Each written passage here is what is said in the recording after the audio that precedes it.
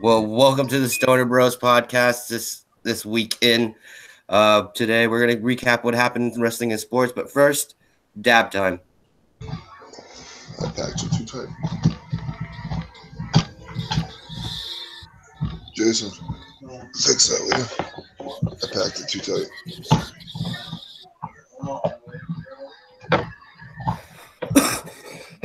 Oh yeah.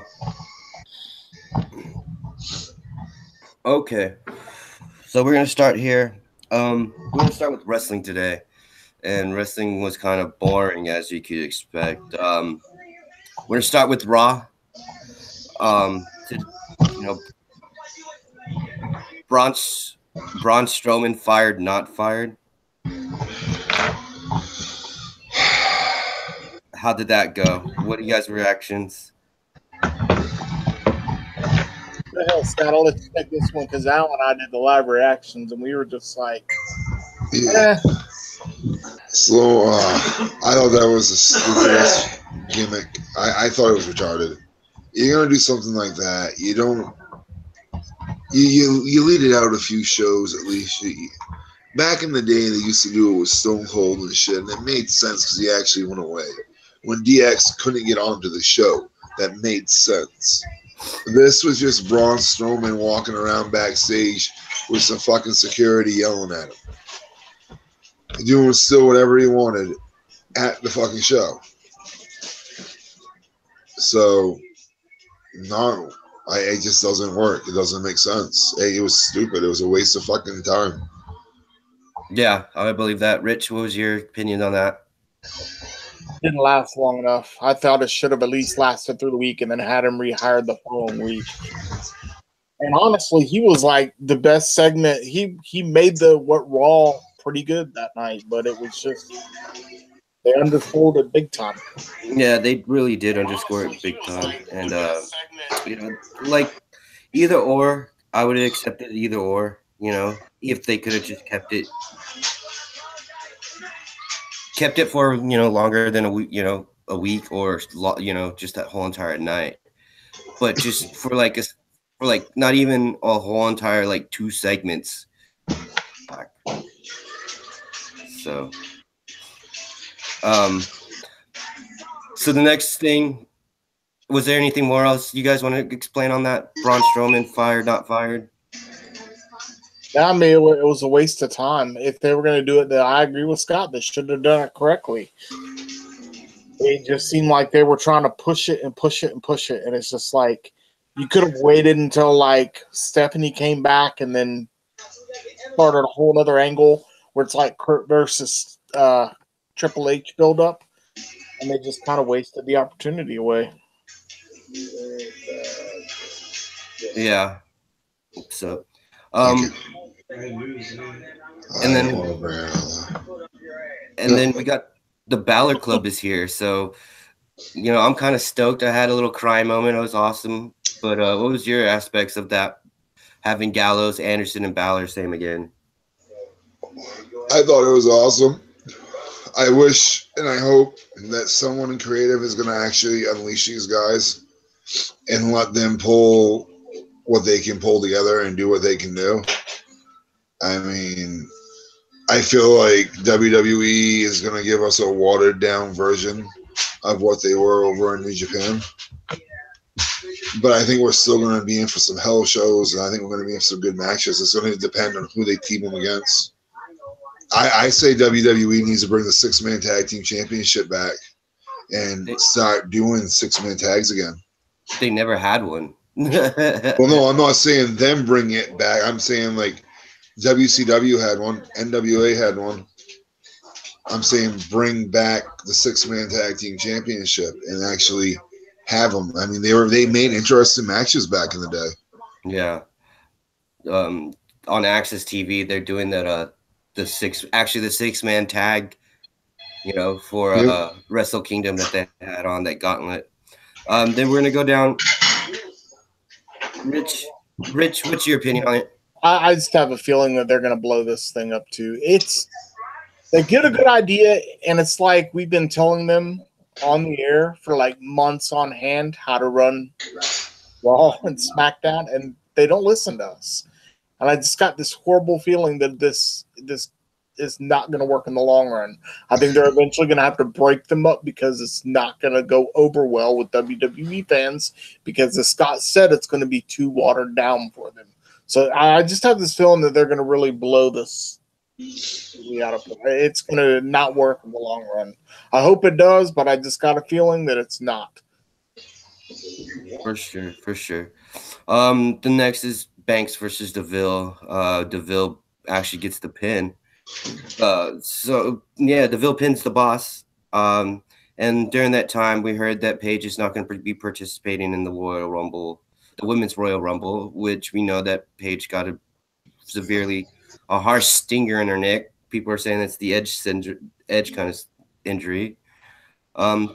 So give us on the house, Rich, your reaction, your reactions on the Deville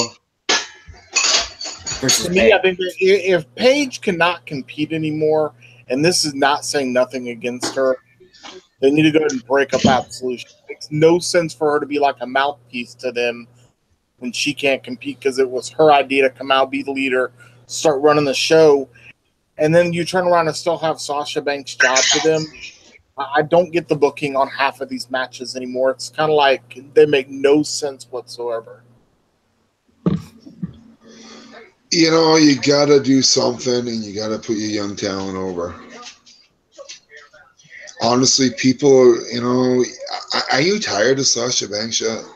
Legitimately, like I'm so sick and tired of seeing her go out there and win week after week, and go out there and just, I don't know. You got to put young talent over. You got to put new guys over. It is what it is. It was a decent match. It was a decent match. That's about all I can really say for it. I think they're booking their matches with the women's way. I'd do it way differently if it was me, but that's just me. So you agree? So you don't agree with Deville pinning Sasha? Is that what you're saying? Not cleanly, no. I think Rich? It should have been dirty. Rich, something. I'm on the fence on this one because I kind of agree with where you're going with this. But if you're going to have somebody put someone over, why not use Mickie James? She is the veteran of that locker room. She did it for Alexa Bliss for like a month when her and Bliss went at it. And that's just kind of like you throw Mickie James kind of as a sidekick instead of having her help put these women over. I just hope that they make the decision and put this belt on Asuka and let her have a long title run because I don't know. The Ronda Rousey thing is mind-boggling on how they're going to work this out. Maybe that's how they put it up. They're going to have another faction, Ronda Rousey versus whoever. So it'd be interesting when she comes on at the Royal Rumble. I watched a match between Asuka and there was a mixed tag match, I think. I can't remember. It has Suzuki in it. And like Al said before, this guy has given Ken Shamrock PTSD.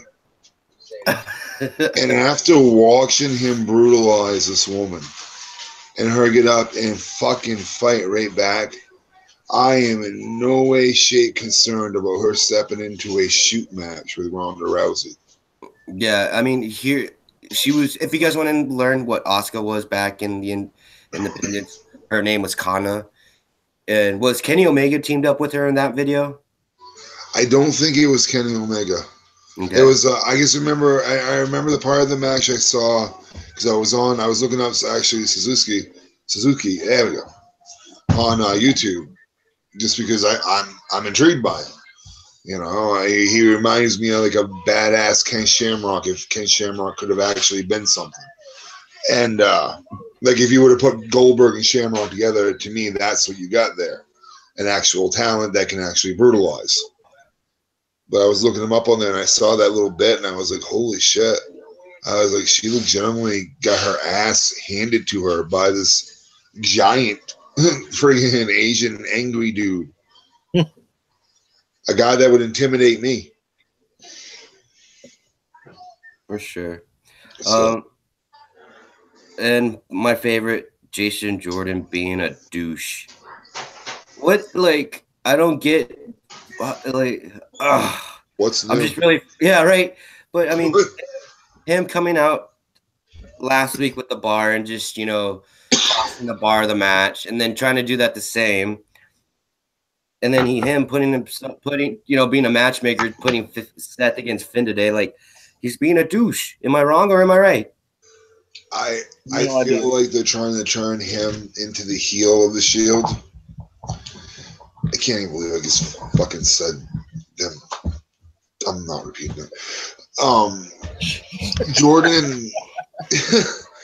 Jordan's just been a douche since he's come on there. Ever since he hasn't gone over as being Angle's baby boy, he has just simply gone to hell, and they've had him play the fake injury douchebag, the runaway douchebag, the I got injured douchebag. Now he's playing the I'm egotistical douchebag again. We're recycling it now. We're back to the egotistical part when he first came over and they all came out. I wish there was a way that they could get out of it. I'll be back, guys. Angle is my father's son, or my father angle. It was just a big waste of time. I wish they would have never done it. They could have had so much more creative control on that one, man. And the Shield, I don't know why they persist. I think they're all going to drop their belts at the Royal Rumble anyway. I think that's. I actually think Roman Reigns is going to lose the belt to The Miz on Monday night. I think he's going to drop that belt back to The Miz, especially if they want him in the title picture. But it's like you said, I can't believe you found somebody you hate worse than Boomin. Yeah, exactly. I would cheer for Boomin over Jordan. If they had a match, I would cheer for Boomin. I've been waiting on Roman Reigns to spear Jason Jordan for like 2 weeks now. I was like, God, I can't wait for it. I really can't. Like, for once in my life, I can't wait for Boomin to actually spear somebody. I'm just like, you know what? It's going to be great. I legitimately can't stand either one of them, but I can't stand Jordan Morris.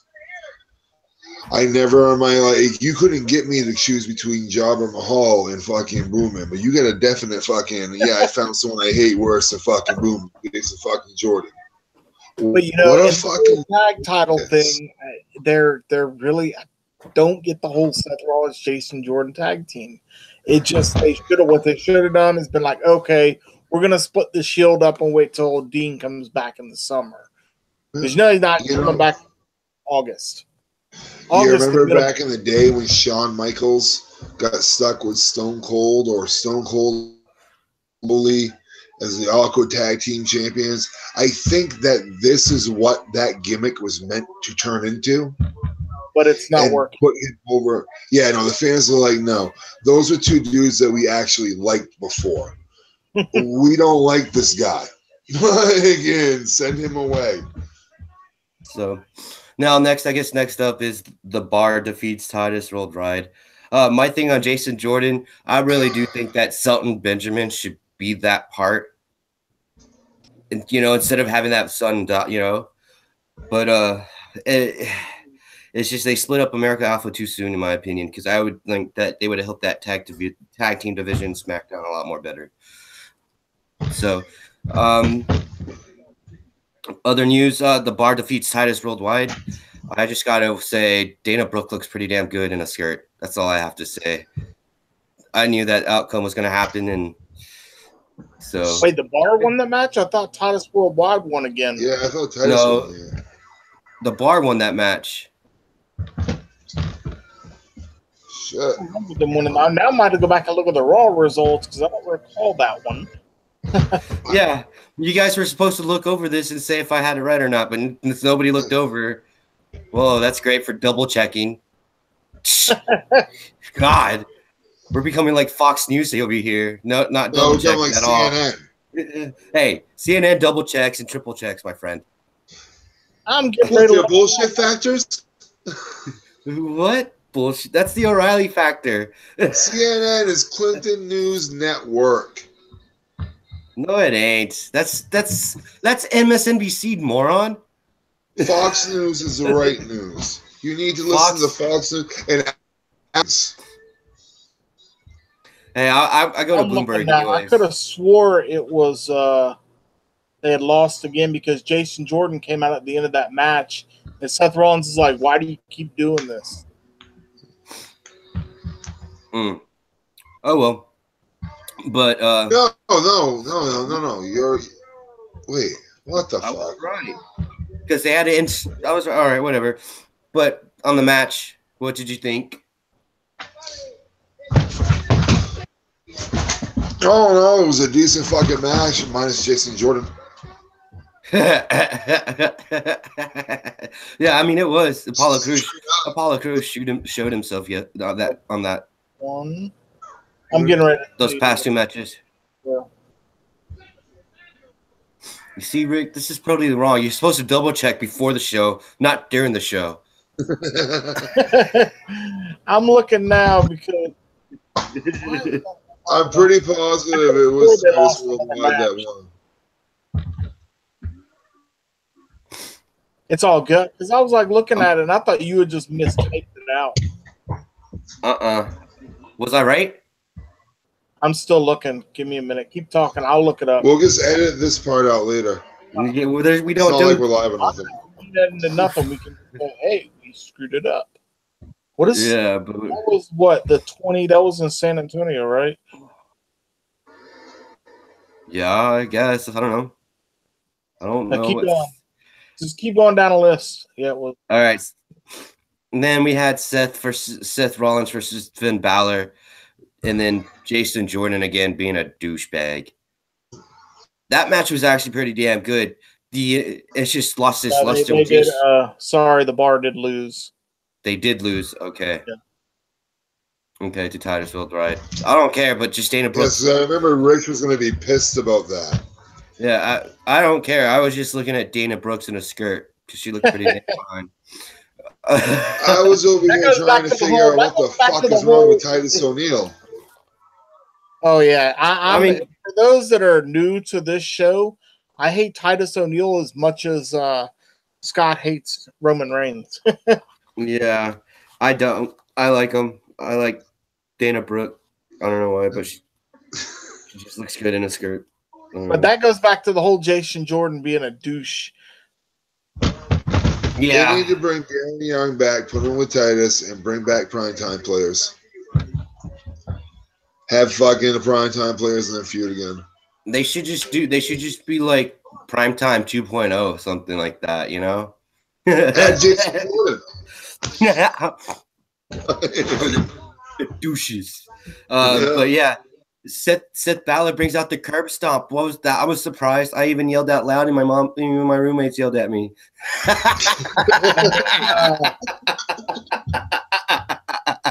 Then the New Orleans Saints player got turned into a meme from it. I know, yeah. We'll cover that later. But I mean, that was a shocker. When did what was that up to? I mean, what was that? I mean, on the match and then the ending, seeing the curb stomp. On your own honest thoughts about it. The match was awesome. Again, minus Jason Jordan, and I gotta say, I don't even think that the Good Brothers knew the curb stomp was coming out because they looked genuinely concerned. So they either Finn Balor really fucking sold that move, or Finn genuinely got knocked the fuck out and we're never going to see that curb stomp again. Well, Seth Rollins has been known to be a little dangerous in the ring. He ruined Sting's career by screwing up. I mean, he's like the modern day version of Sasha Banks. Next thing you're going to say that Samoa Joe ends careers or something like that. Sorry, Tyson Kidd. Or he could be the next Bill Goldberg. Sorry, Bret Hart. But I mean, it's like I said, it's been a history with Seth Rollins. I like Seth Rollins, but I'm still upset that he basically killed Sting's career. I don't feel like Seth did kill that career. I feel like that was just a move that he had been doing many times before. that Sting didn't tuck well enough for, and it was just released a little too quick. But honestly, in this fucking match, him and Balor put on a 5-star match, in my opinion. They really did. And we just I think it was a 5-star match, honestly. The curb stomp, that concerned me when I saw the curb stomp. There it is. For the simple factor that how well, so either Balor sold that perfectly or he got knocked the fuck out. Because there was genuine concern in the Good Brothers' eyes, and there was a genuine sense of he got knocked the fuck out. Yeah, we're highly unlikely going to see that curb stomp again, just like we will see the GTS. The GTS? Yeah, the go to. Hideo Itami uses it all the time. Broke, what's his name? What's his name's nose? Hideo Itami? Yeah. Oh, who cares? But I thought it was pretty cool that they brought it back. Man, the GTS and the curb stomp, they're like one of the greatest moves. One of the greatest basic moves out there. CM Punk will never be back now. Yep. And then also Jason Jordan just being a douche again at the end. And then they just really this pretty goes down to the last part. Rating on Raw, I gave it a 2.5 because of that bronze. Like after that, it's just like really lost its luster. 3. Rich, go first. 2. I just wasn't impressed. It just, from the moment that they fired Braun Strowman, I was like, yeah, this Raw is going to be lit. And then when it was good for about an hour, and then the matches became lackluster. I could have sworn we would have had higher quality matches. Just didn't get that. I mean, the women's match and the main event, that was about it. For sure. I still stay by a 3. I really do. Actually, if the Balor Rollins match put it over for me. You think it made up for that terrible Braun Strowman fucking segment? I don't think it completely made up for it, but I'm telling you what, at the end of that match, I wasn't thinking about it. True. I was thinking about how much I hate Jason Jordan. I wasn't thinking about the Braun Strowman thing. Do you get Braun Strowman as a babyface? No. He's gonna be the big dumb retard. He's gonna turn. He's gonna turn into the Big Show. He's the next Big Show. He's gonna turn face, turn heel, turn face, turn heel. He's gonna have big dumb stupid roles. Eventually, they're going to play off his goofiness and put him in a movie. And when they put him in a goofy movie and he's not a big scary guy, they're going to have him come out and be a face again and be the big, because you're going to want people to be like, oh, ha, ha, ha, funny man. Strowman's career in WWE is the future Big Show. You mark my words. Rich, what's your opinions of? I think the fans love him, but I think he goes a little too far. Like he oversells his stuff. It just seems like they're trying. It's like they're making him the monster among men or whatever. And it's just, I don't know. I'm kind of getting tired of it again. Like it was cool for a while, but now it's just like, how many times you gonna come out of a garbage truck, knock something over to knock somebody out of the ring? It's like Scott said, it's just becoming a little overplayed for me. When you become Buddy the Elf and run around Connecticut like he did, you have just done a Big Show. All right, you've just committed a Big Show, man. One of the biggest. Hey, man, he just wants to be on TV, bro. So don't a lot of them guys, bro. But come on, not enough to bury their careers like that. Yeah. You're going to bring fully dressed as Santa. People all the way. Right? And so, SmackDown. Scott, give the universe about Rich, give the universe about your theory about if Raw's bad, then SmackDown's better, and then SmackDown's bad, then Raw's better. You just said it. It'll switch. You'll get about a month good of Raw, a month bad of SmackDown, and then they'll flip flop on command every time. Every single time that happens. Are you getting tired of it? Because I am. I want consistency. That's all we've ever wanted was consistency on the writing, consistency on the booking, consistency on the wrestling. But they refuse to. It's like Vince said, fuck your feelings. I don't care. I have no competition. So it's just. Yeah. So we're so going much potential, and they continually wad it up like a piece of paper and throw it in the trash, week in and week out. Like disappointment. So SmackDown, we're going to SmackDown, and what they did was kind of awesome, but wrong at the same time. They practically took off the U.S. Championship off of the Royal Rumble pay-per-view. I guess it was going to go overtime or some shit. So they decided they're just going to finish the tournament right then and there without us not even knowing. So they finished up with the semifinals. It was Mojo versus Rude, and then Ginger versus Xavier Woods. I forgot who was first, but we're gonna go with that. It was Woods and Ginger. Xavier Woods. It was Woods first because he came out and cut that promo about America. Okay, so yeah. So what was your expectation on the match? Do you like seeing Woods as a single competitor? And second question, did you see that big huge bruise on fucking Ginger's fucking pec right here? It looked like he had a deflated breast. So go ahead, Scott. You take this one for the first time. All right. First of all, what a fucking joke of a match. I mean, literally, I didn't even keep enough. It literally, you felt like Xavier Woods actually had a chance. But you knew when you watched it, he didn't stand a fucking chance.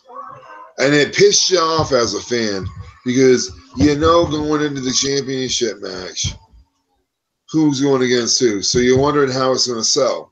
And I'm sorry, but he pretty much sold the fuck out to fucking Xavier. Like, he let Xavier give him a ass whooping.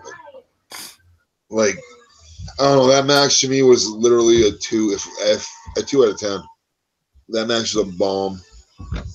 I don't know. I kind of actually enjoyed it. I thought Xavier Woods is a singles competitor. You know, we've seen it happen before. And it kind of made the playing field even because he had Big E and Kofi Kingston on the ringside looking out for the idiotic twin brothers down there. Former winners itself. But it's like I said, we knew he was going to lose.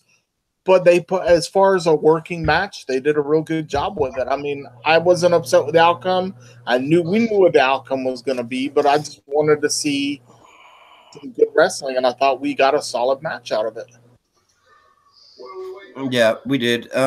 It's kind of pleasing to see WWE actually putting out good wrestling. So I guess that poll that they took out, I don't know what city that they took out. You know, should we add more wrestling? And the fans said, yes, bro, yes. More wrestling helps the company. People watching the Stoner Bros podcast. We need more wrestling. Yeah, I know, right? Fuck, didn't we think about this before? I mean, shit. You know, don't get at me. Get at New Japan and WWE for its copyrights, bro. Right. And then we had Mojo against Bobby Roode. Again, same aspect, same outcome. You know, when I said that name, who wins? You know, everybody caught. It's like it's Bobby Roode's going to come out the victory. But then again, Mojo really showed himself like what Xavier's did before. They put on a good match. I really like better as a solo competitor. I really do. I think he came out there and, you know, he was working the match. It's like I said, the outcomes of the match were predictable, but they put on good matches. They weren't spectacular matches, but they were a lot better than the garbage from Monday Night Raw. Mm-hmm. Do you know what we learned from that match between Mojo Rawley and Bobby Roode? Do you know what we learned from this match? We learned who our next #1 contender is going to be. That's what we learned. Mojo Rawley, yeah. It's gonna be Mojo because they literally had him. He fed Mojo that entire fucking match. I was talking. Me and Al were talking. I think during that match. And friggin', I was like, man, if they have Mojo beat Bobby, that means they're gonna put Jinder over. And if they put Jinder over, what was even the fucking point of the tournament? Like legitimately, a runner-up title. Here you go, Jinder. Just do a fucking match to begin with and end it with that. But I couldn't believe, and I called it. Get the ass beat for like 15 minutes, does a comeback, and then bam, it's over. I think SmackDown blew the load way too early. No, I'm gonna disagree with you because I still think there's a big X factor that no one's mentioned on this show yet, and that's Dolph Ziggler. Exactly. I think he's gonna come back Tuesday, and he's gonna demand his title back, claiming that he never really surrendered it, even though that's what Daniel Bryan said. I think he's the X factor. This whole tournament was set up because they're trying to. Because he dropped the belt and just took off, and we were like, was that real or was that fake? Or, you know, it's been a work. They took him off. They say he was working live shows after that, but then the WWE pulled him out of live shows. He's projected to come back either the SmackDown before the Royal Rumble or the SmackDown after. So I could see him coming back Tuesday night. Because remember, Rude and Ziggler put on some great matches, so maybe that's what they're. Well, there's another possibility in this direction that no one's thinking about. Daniel Bryan and Dolph Ziggler. Why would they do that? Well, yeah, you're gonna have to break this one down. You don't think those two would put on a good match for one? I mean, they would. Daniel Bryan is, if he does not get back in the ring, if WWE does not start letting him wrestle again, when his contract's up, DB's taking that 90 days fucking stay clause, and he's bouncing. He's gonna go where he can wrestle. Vince McMahon, Triple H, they all know what a valuable asset DB is. And dude, and if he goes, just think about it, if he goes to ROH and he does that combination contract with New Japan Pro Wrestling, you know how much big of a pop and how much big New Japan's going to be with the worldwide band, like being a worldwide global brand now. How do you think they're going to react when one of the Bella twins goes to ROH in New Japan?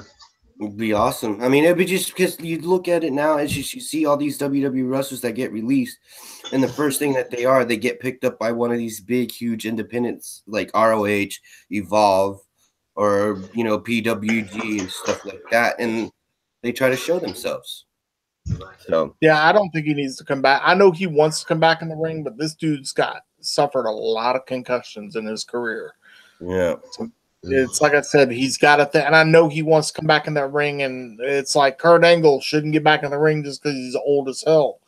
But you got to think about your health in the long run in this business, because you don't want to wind up with CTE, that's for sure, and walk around like Bernie Kosar for the rest of your life now. This business can kill you. Yeah. This business can kill you. It doesn't matter. That's something that him and his wife need to sit there, because they just had a baby. He's got to be there for that kid. And I love Daniel Bryan. I hope he makes the right decision. But me personally, if I suffered that many concussions from wrestling and I was given the opportunity to be on TV and the fans still love me, I would not get back into that ring. It's not what he loves to do. And you also got to admit it's not what he loves to do. He loves to be in that ring and compete.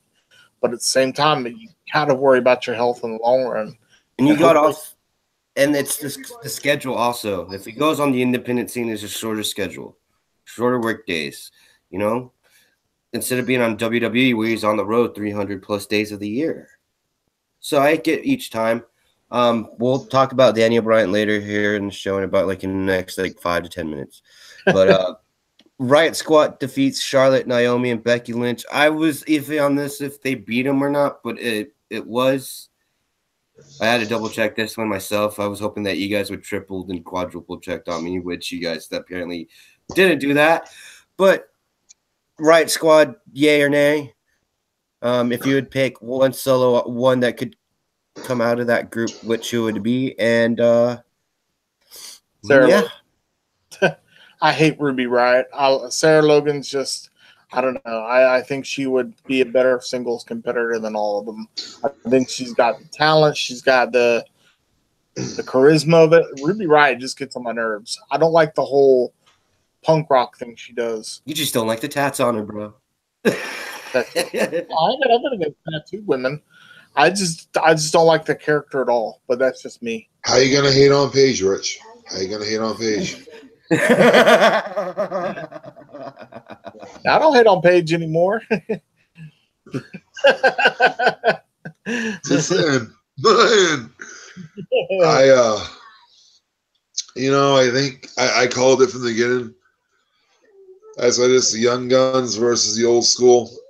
Again, they're trying to pump in as many talent as they can. And unfortunately, with that night, it was that match. It would have been a much better singles match.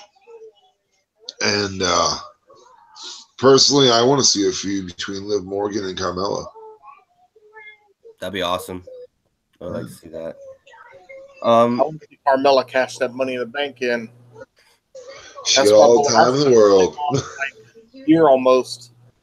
Yep. She's only got a couple more months. Right. It only lasts for a year, so she has until next Money in the Bank to cash it in. Which is right after WrestleMania. Or a couple, I think couple pay-per-views after WrestleMania. She might just do it on WrestleMania, guys. Or she has to cash in at WrestleMania is the deal, or some shit like that. Either way, she's gonna cash in. I think at WrestleMania, I really do. Yeah. The Daniel Bryan Shaq McMahon storyline seems like it's going to be a main event WrestleMania match. Do you like how they're making this storyline going by including Kevin Owens and then AJ Styles here at Royal Rumble, where it's Kevin Owens and Sami Zayn facing AJ Styles? It's kind of hard to see who's the heel and who's the face in all this. Because it's like Daniel Bryan to go out there and he's like helping Kevin Owens and Sami Zayn, but then it's like I don't think he's like the heel. I think he's just doing that to piss off Shane O'Mac. And everybody was like, "Oh, he went full heel." I was like, "No, he's doing it to this man." I don't think there's really a heel or a face in all this. I think they're just like butting heads is all, and I believe that if they're going to let him wrestle, it will be Shane O'Mac and Daniel Bryan at WrestleMania for complete control over the business or over SmackDown. And maybe that's when Daniel Bryan will job and have to go back as an in-ring competitor. Maybe that's what they're setting all this up for. Mm-hmm. It's not a bad storyline. He wants to go back and wrestle and they clear him. Hey, just lose the creative control. We can find another general manager. You can go back and be a competitor for a while and see how it works out. Yeah, Scott. I just personally think that I don't know. I think DB should be back. I miss the guy. I miss him in the ring. I think the storyline itself is a little weak, to be honest with you. Damn, you're negative Nancy today. Fuck. All right, I'm just shitting all over fucking everyone's Cocoa Puffs. I'm throwing mine out the window now. There you go. Cocoa Puffs, blah. No, fucking. I just think they can, again, do this better. I think it's one of the storylines that's kind of Vince McMahon versus a wrestler general manager that leads to a match. How many times have we seen this? And every time we see it, it gets weaker and weaker and weaker. Oh, dude, it's fucking, I'm watching Access TV and it's Scott's new boy. But if you think about it like this, it would be different this time because people want Daniel Bryan back in the ring now. So we're going back to 2013 and the Yes movement? Pretty much. Dude, I mean, he was so over. Like Daniel Bryan's surprise Royal Rumble entry. I would scream like a little girl at a pop concert if I see Daniel Bryan coming out of the thing and with tights. Like I honestly would. Like I would have like that Beatlemania kind of thing, just screaming like a little girl. I'd be like, "Oh my god!" crying, you know, like just like I'm gonna be when Ronda Rousey makes me Royal Rumble. Like, Ronda Rousey, yeah. Back in the doghouse you go. I have no excitement for the Rumble this year. I really don't have any excitement for any surprise entrance. I already know about Ricochet going to be there, and they're going to throw him in 205 in NXT. Ricochet, yeah. I already know about fucking Ricochet just signed, so I don't see. They're still on the 90-day no compete clause. So every wrestler is going to be in NXT. War Machine's going to be NXT. Spud's going to NXT. EC3 will end up in NXT. It's just there's nothing really to get excited for anymore. I think they're trying to make. I think winning the fucking NXT title. Because there's been some rumors going around of who's going to win the men's Royal Rumble. It's either going to be Nakamura or Roman Reigns, or it could be somebody completely, totally different. That's. I saw John Cena. I heard Daniel Bryan. That would be awesome. Daniel. There's mystery surrounding that men's Royal Rumble because they want Nakamura versus. That's a good thing, though. That's a good thing about mysteries in the Royal Rumble and not having all these stuff. And everybody's looking for that one outside guy, like what AJ Styles did 2 years ago coming in. Because he surprised the shit out of me, man, when he came out number 3. Like, I was outside in the courtyard, and I was just, when that came out, I was like, are you fucking kidding me? Out loud. And my neighbors came around. He's like, what happened? I was like, oh, it's nothing. It's wrestling. You don't understand. He's like, what do you mean? And I was like, it's the Royal Rumble. And he's like, who came out? I was like, AJ Styles. And he's like, just looked at me. He's like, TNA AJ Styles. Like, you know TNA AJ Styles? And he's just like, yeah. I was like, yeah, he came out. And he's like, what? I'm going inside. Go get that shit right now. And I was like, do it. And then that's what everybody wants now, because what he did just took it a whole nother level. I remember like 2 years ago when Chris Jericho came out at number 2. He just came off of the Fozzy tour. Yeah. And he just showed up. I mean, everybody wants that nice big surprise, and that's what the Royal Rumble is. Batista wants to come back. Yeah, man, Batista. There's 2 things that you don't do at the Royal Rumbles. You give it to the guy twice in a row. Roman Reigns. You don't do that because he fucking sucked. I don't know why you gave it twice in a row. They could have had something better. And always have the top of the line surprise entrance of coming in.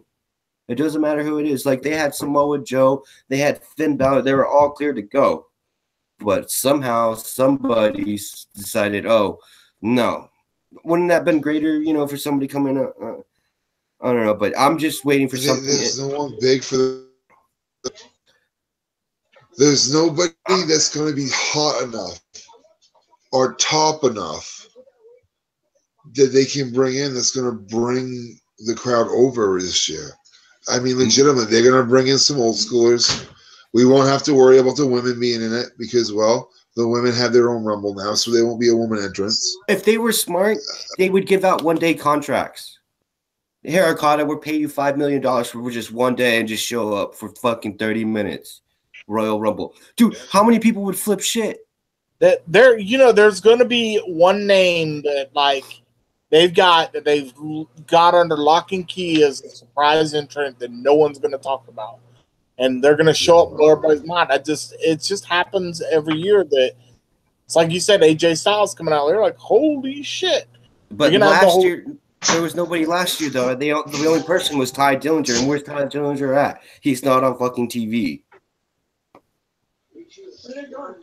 Like I said, you never know what Vince. Yeah, I mean, we all know that Ronda Rousey's is basically a signed, sealed, and delivered by the Royal Rumble. Yeah, so I'm kind of looking forward for that one too. So, because I think he'll have an excellent career with the WWE. Yeah, we got caught off talking about the Royal Rumble talk. So during that time, it was kind of weird seeing Daniel Bryan, Shane McMahon there next to Wyatt's side and saying, hey, we're having the U.S. Championship match final right here, right now. And then Jinder and Rude come back after that women's match, and they come back and they wrestle again. Thoughts on Rude winning the U.S. Championship, thoughts on the match, and ratings on SmackDown. Can you guys hear me? Go ahead. No, you guys are all broken up like robots over here. No, we can hear you. Yeah, you're the same on my end. Yeah, same it's my here, dude. computer doing it, then. It's the same here. We're all going through that problem. Okay. So yeah. So I was the only one having robot I'll go issues. first then.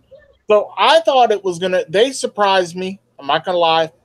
I thought once this match was announced and Jinder Mahal was in there, I said they're really gonna put this U.S. title on Jinder Mahal. I said there's no way they're not gonna do it. And then I started thinking as the thing went on, and that's when I came up with my whole Dolph Ziggler angle, and I thought back to the feud he had with Bobby Roode. Because remember, it was him, Baron Corbin, and Dolph Ziggler at the last pay-per-view Clash of Champions in that triple threat match. And Bobby Roode and Dolph Ziggler all thought they were number one contenders. So I can see them. that was a pretty good match. Yeah. That was a pretty good match. That's why I think they're going to revisit this whole thing again. Is by going. That's why I think Dolph Ziggler is going to show back up. But I was surprised. I thought they were going to put another belt on Jobber, and it was just like I thought it was a good match. I enjoyed the match. I just was pleasantly surprised that they finally put a belt on Bobby Roode. It was only a matter of time, honestly, because he was supposed to be the next guy that was going to come up as a heel, but everybody loves his entrance music, and he's a face. and he's a face now. Yeah. Who was it? You said something in the lines that really caught me. That really caught me about Ziggler and Corbin. It's funny how this is really showing where WWE is just now going to good wrestling and they're not trying to stick into the entertainment. You know what I'm saying? Because they're just like the Jinder Mahal experiment is just done for, in my opinion. Yeah. You know, it's just done for. He did what he did on the title. You know, it was perfect. But now it's just like, we're done with it, dude. We're sick with him. He's a jobber. You know, send him back down. Let's bring somebody up. But this is the tide, I think, is WWE is slowly and turning to good wrestling. I hope so. But they're 2 years too late. 2 years too late, you know? Scott, you're on the Roode and Jinder match and your reactions and, you know, thoughts on it? I can't make a fucking thing either one of you two are saying now. Legit.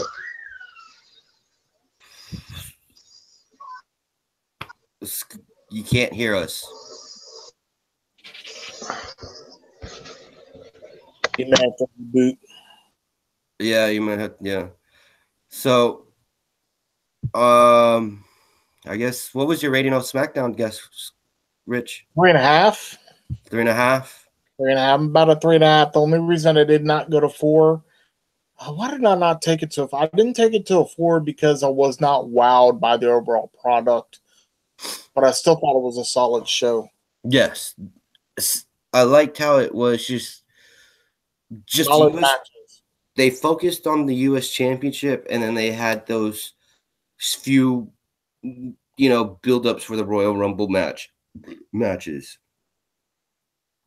We'll see if Scott comes on, and we'll get his reaction on this. Scott, can you hear me? I don't get what's going on with this computer. Scott, can you hear me? Can you hear us? You know, okay. Can you hear us, Scott? Scotty D. I'm stopping. Okay. The what? All right, your reactions to Roode and Jinder.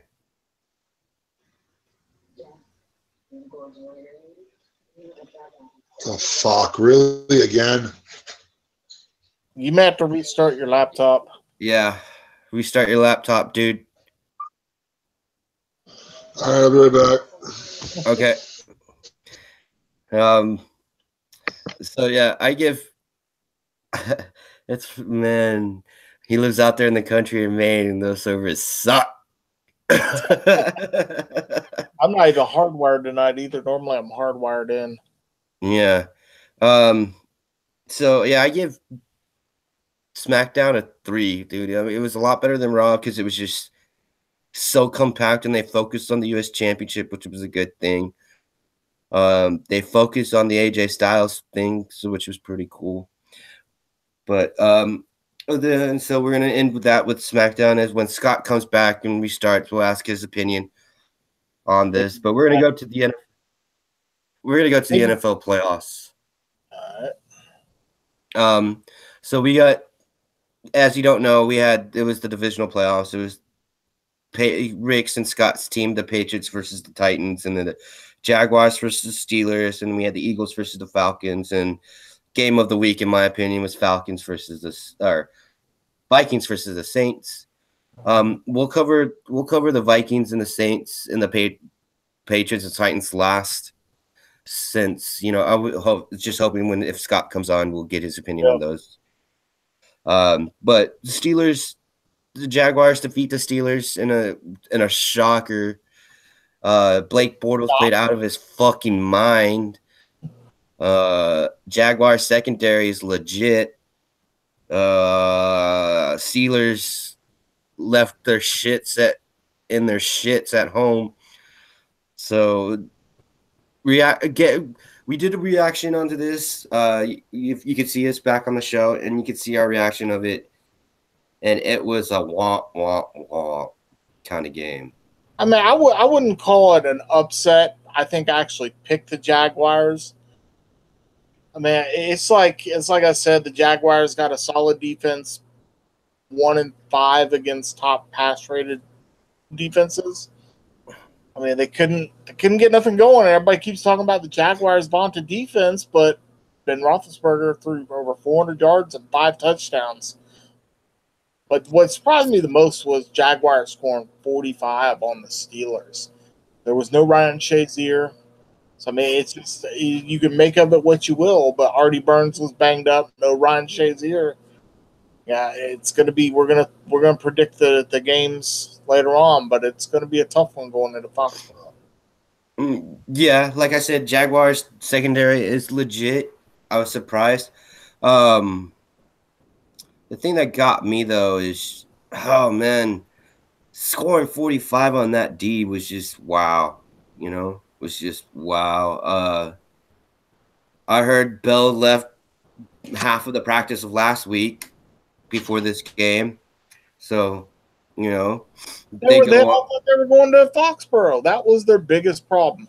Oh, we don't even got to play the Jaguars. We're automatically going to the AFC Championship game in New England. Yep, they're already looking ahead. This is our time, because we have a dude that's in our group chat that immediately left the group chat when the loss happened.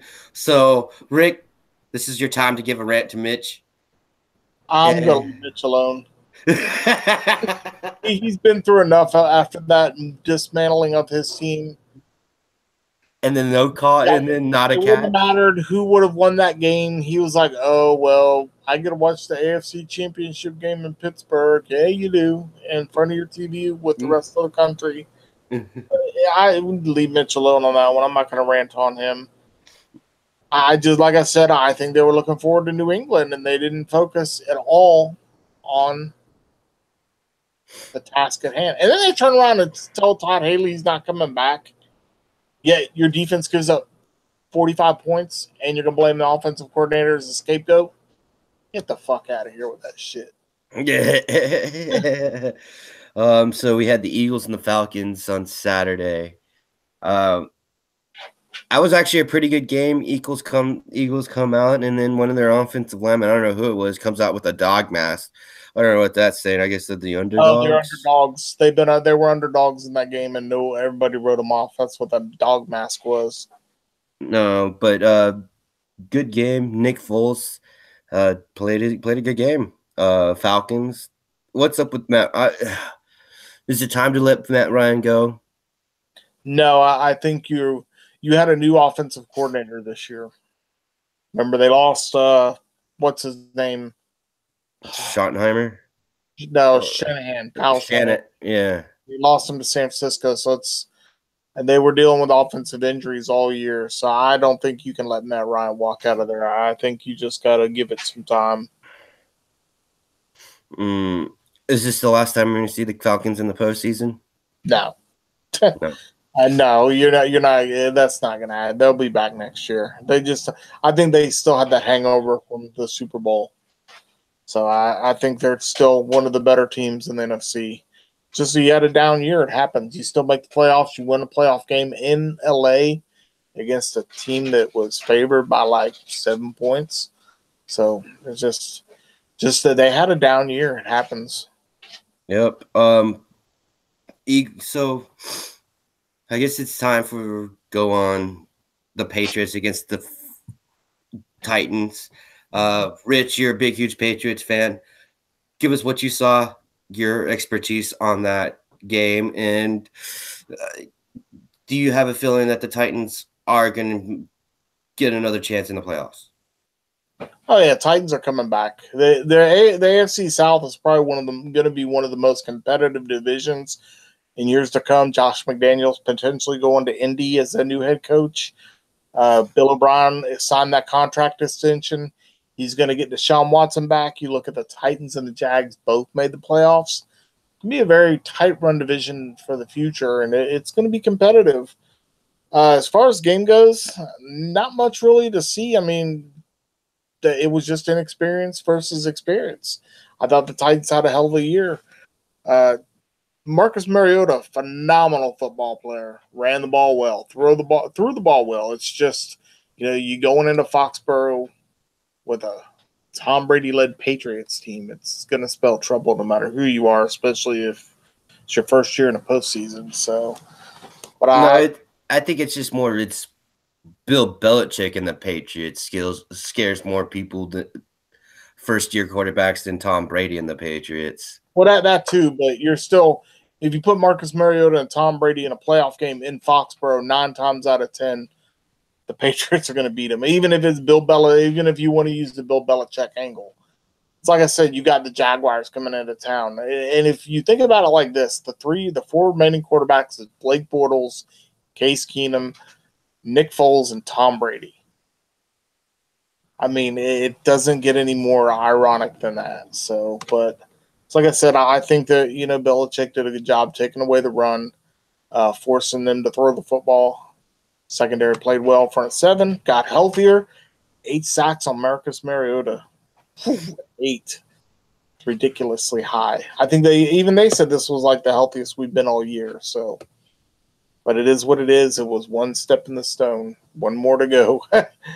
Yeah, I was good. Yeah, hopefully Scott would come on and would have gave us his opinion, because we would like to see Scott talk about his Patriots, because he's really passionate about his Patriots. As if you could be on our group chat. Then we go into the game of the playoffs round. It's Vikings defeat the Saints on a last-minute touchdown from Case Keenum to Giggs.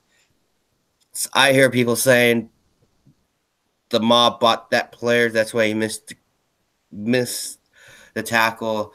My friend I heard that, the mob got into it, paid off the player so he can miss the tackle and blah, blah, blah. My friend, who is a Saints fan, he will not be nameless, but he was really pissed off at the player. He kind of understood what he went through. But I told him, I was like, dude, the dude had a chance to stop and catch the dude and wrap up. He ducked. He ducked, yeah. He ducked and became an internet laughing stock is what happened. And then Giggs' helmet toss and Keenum doing the Jim Valvano running all over the place like, what happened. What a fucking game, Rick. It was a fucking hell of a game. This is playoff football at its finest. You got the best offense. In the last 2 minutes, you had the best offense going up against the best defense 3 times in the last 2 minutes. And then you had a mediocre offense going up against a mediocre defense going after each other 3 times. So, I mean, this is playoff football at its finest. It was awesome. It was great. Your thoughts, dude. Honestly, you were just like, we saw you on the group chat saying, wow, your expertise, opinions, what you saw, and that last second touchdown, dude. Honestly, I know nobody saw that one coming. But, it's like I said, I'm going to give my props to the Saints. No one expected what they had a year ago to turn around and come back to the playoffs like this and go as far as they did. Sean Payton did an excellent job. There's going to be interesting towards the end of the year when you look at head coach of the year candidates. Because if you don't put Sean Payton in that conversation by completely rebuilding that defense the way he did, drafting Marshawn Lattimore, man, I'll tell you. But I think, injuries to the offensive line for the Saints, the running back. How many times have you seen Drew Brees not have to throw the football to win a game this year? Because you got Mara and Ingram in the backfield. And I don't know, man. Let me tell you what Colin Cowherd said the other day that kind of caught my eye or caught my ear. I was watching him on the FS1 network while I was on my stationary bike. He said not put investment stock in Case Keenum. They got 4 quarterbacks on their roster. That's how much they care about Case Keenum. So Case Keenum is a great backup, but he's not starter material. Yeah. Because you even heard him say in the game that Zimmer said if Bradford didn't go down, we're going to put Bradford in if he can't throw the ball downfield. We have to get in a shootout. He's got the better arm. What is that going to say about Case Keenum? And everybody's sold on the Vikings because they got the number 1 D. So don't be too sure on that one. That's true. But that last second touchdown, your reaction, bro? Just remarkable. I was in shock. I could not believe what I saw. It was just like all you had to do is get off the field, shut him down, and you still couldn't do it.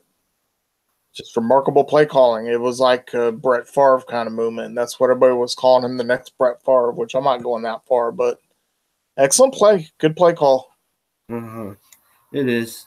So on Sunday, we'll be doing, I guess, we're going to be covering the Patriots and the Jaguars AFC. That's a live reaction because my 2 buddies here are Patriots fans, and we're going to be covering Patriots. So we're going to do our predictions. Scott couldn't make it up on here. Sorry. And we're kind of almost running out of time.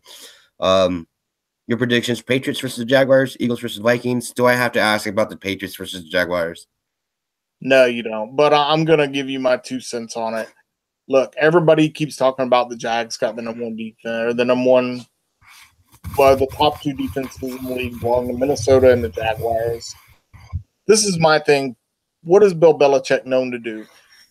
He's going to take away your number 1 option and force you to beat him another way. Leonard Fournette, you are not going to be effective in this game either. And I'm going to tell you another thing. Bill Belichick is not going to allow the Jaguars to come in there and hang 45 on them. That's not going to happen.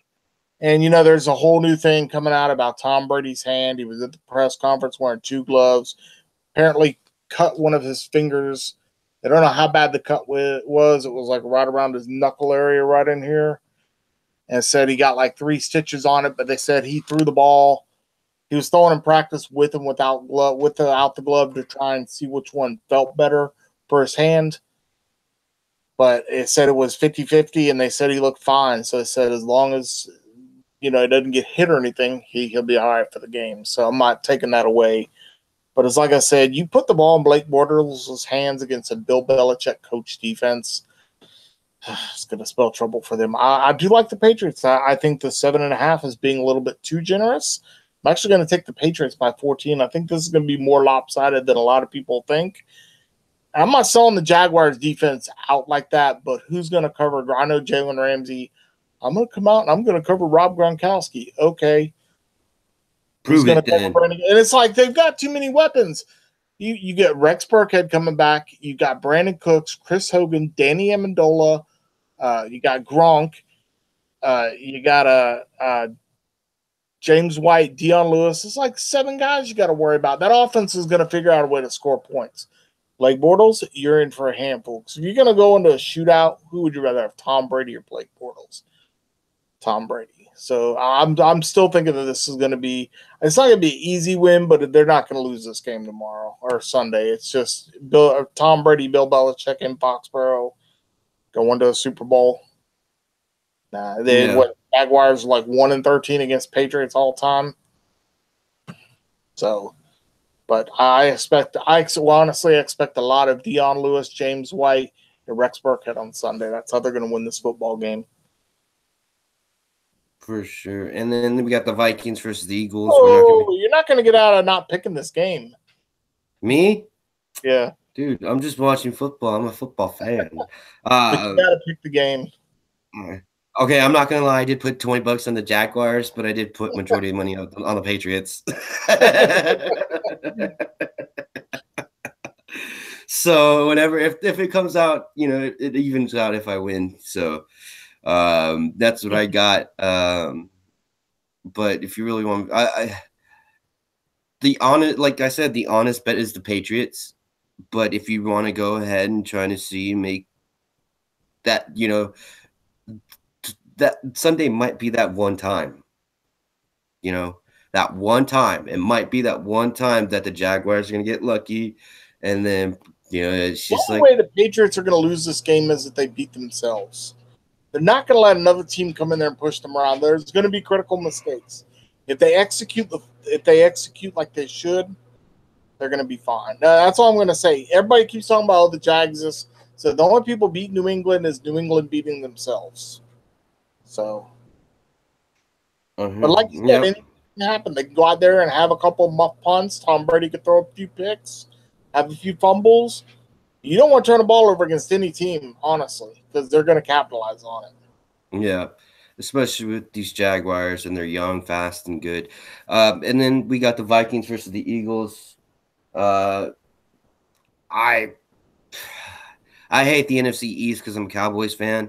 I'm going to go Vikings. We're on different sides of the spectrum here, and I hate the NFC East as well. But I'm actually taking the Eagles.